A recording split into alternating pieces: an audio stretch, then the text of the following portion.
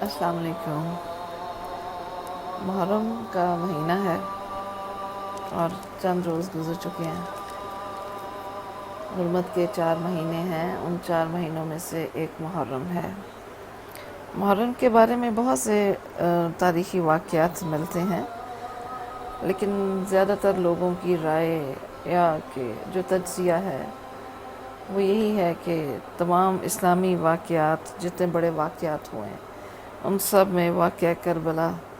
سب سے بڑا واقعہ ہے، اور اس کی اہمیت بے پناہ ہے۔ واقعہ کربلا دراصل اہل بیت سے محبت کا مہینہ ہے اور ان کی یاد کا مہینہ ہے، ان سے عقیدت اور ان کے احترام کے اظہار کا مہینہ ہے۔ اور بھی ایک مسلمان کی زندگی میں بہت سے ایسے مواقع ہوتے ہیں،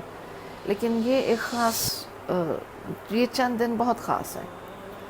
کیونکہ اس میں رسول اللہ صلی اللہ علیہ وسلم کے کنبے، ان کے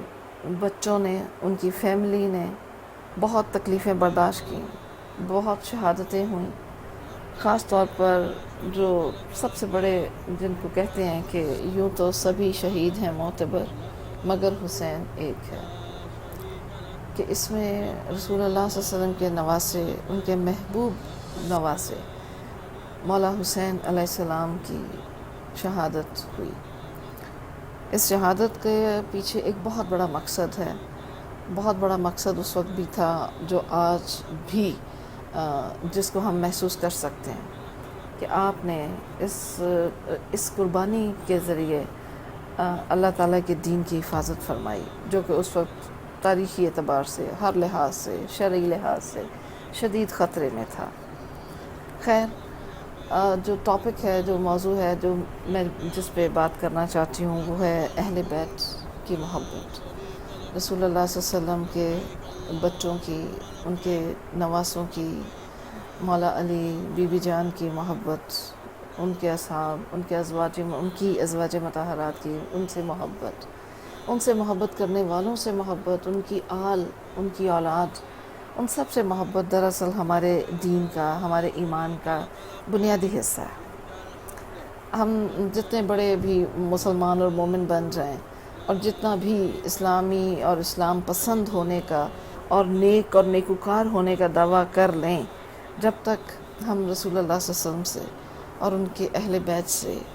شدید محبت، عقیدت اور احترام نہ رکھتے ہوں، ہمارا دین مکمل نہیں ہوتا۔ جیسے اس کی ایک مثال ہے کہ ایک روز رسول اللہ صلی اللہ علیہ وسلم حضرت عمر رضی اللہ تعالیٰ عنہ کے ساتھ تشریف فرما تھے،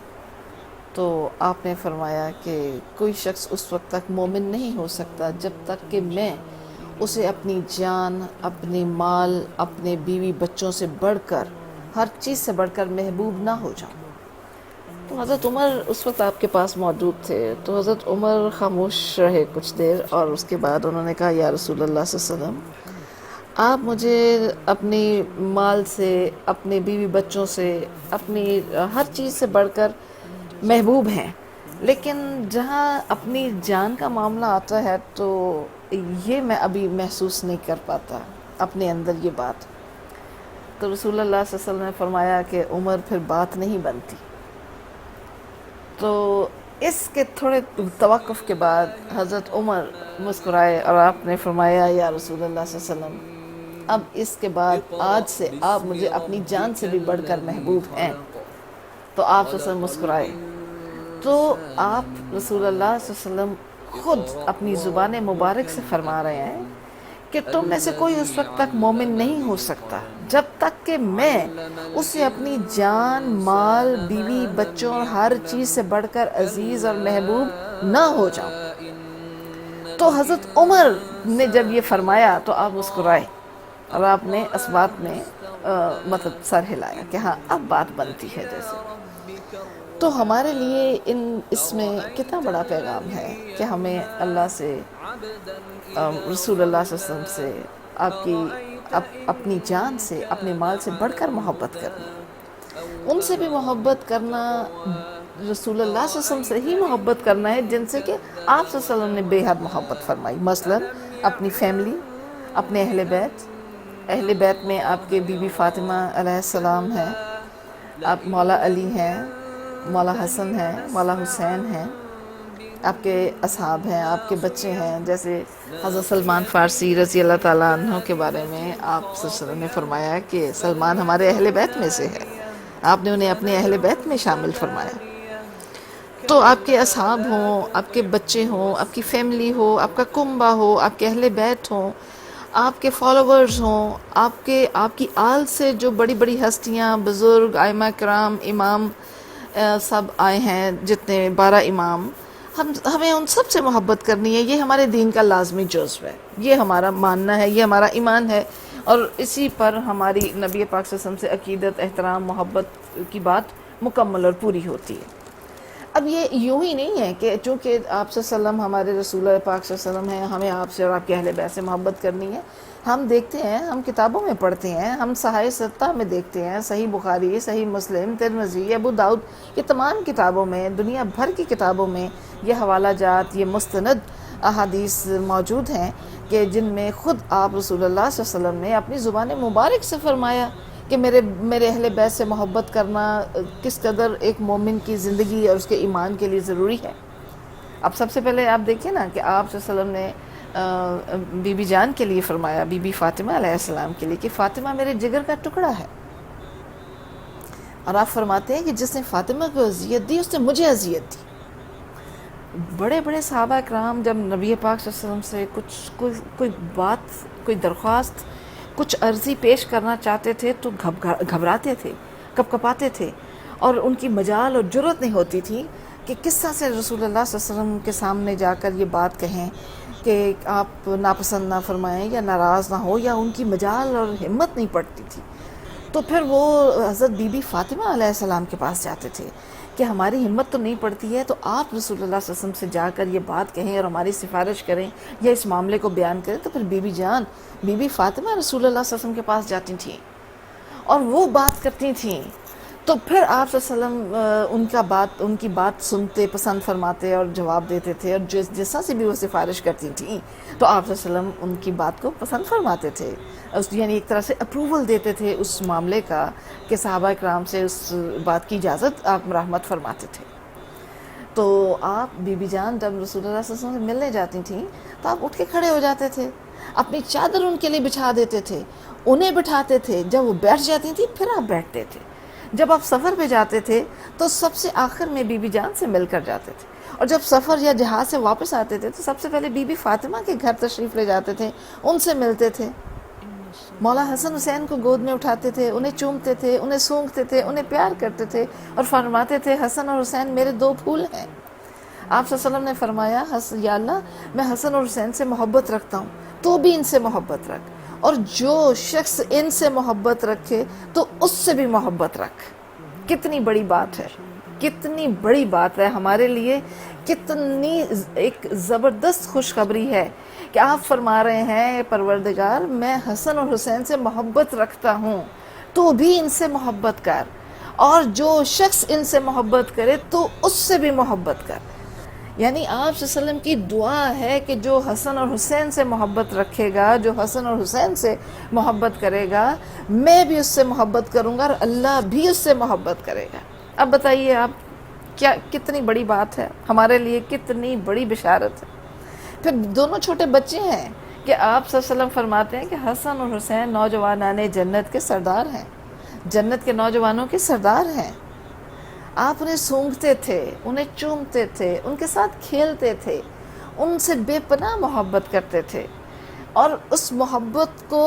ہمارے لیے ایک مثال کے طور پر چھوڑ دیا گیا، بتایا گیا، سکھایا گیا کہ جس طرح سے رسول اللہ صلی اللہ علیہ وسلم سے محبت کرتے تھے، ہمارے دل میں ان کے لیے اسی قدر، اس سے بڑھ کر کیا محبت ہوگی، بلکہ کم از کم اتنی تو ہو کہ جہاں کہ ہم اپنے آپ کو ان کے پیروکار، ان کے فالوور اور آپ صلی اللہ علیہ وسلم کے امتی کہلانے کا حق رکھتے ہوں۔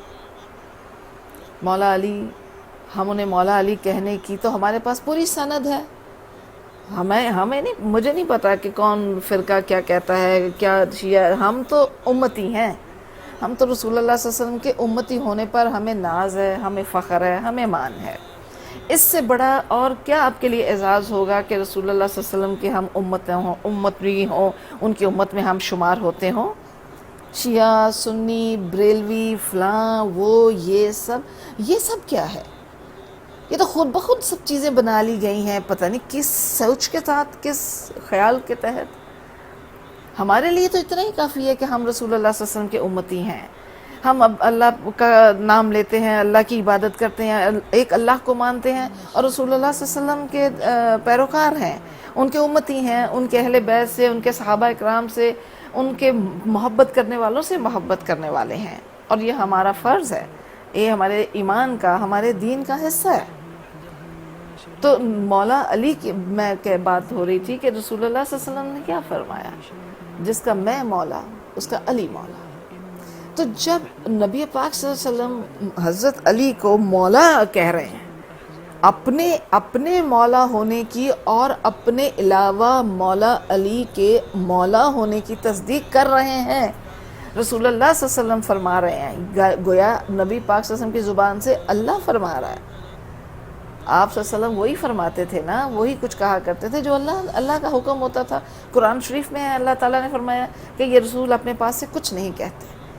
یہ تو وہی کچھ کہتے ہیں جو ان کی طرف وحی کی جاتی ہے۔ تو جو کچھ رسول اللہ صلی اللہ علیہ وسلم نے فرمایا وہ اللہ کا فرمان ہے۔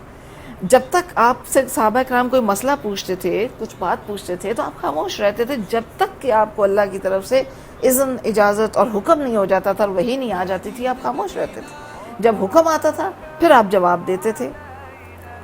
اور وہی بات جو اللہ نے فرمائی کہ آپ کیا فرما رہے ہیں، رسول اللہ صلی اللہ علیہ وسلم کی زبان سے ہمیں کیا ارشاد مل رہا ہے، جس کا میں مولا اس کا علی مولا۔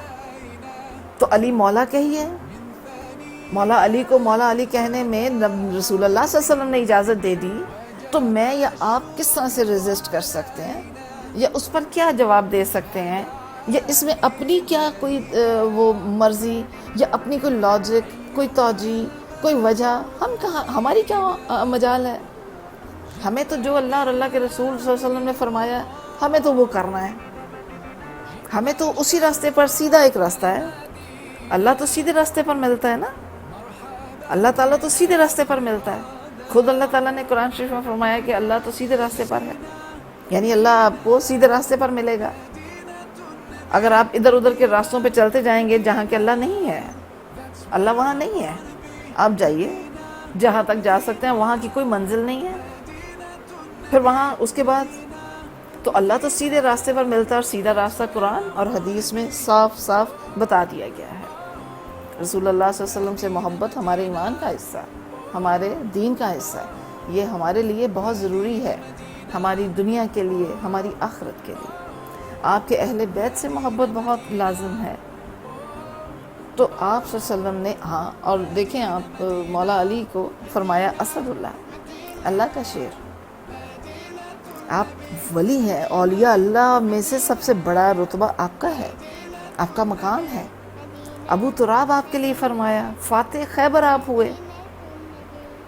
آپ رسول اللہ صلی اللہ علیہ وسلم فرماتے ہیں میں علم کا شہر ہوں اور علی اس شہر کا دروازہ، یعنی آپ کو جب کسی شہر میں داخل ہونا ہو تو دروازے سے ہو کر ہی اندر داخل ہوں گے نا۔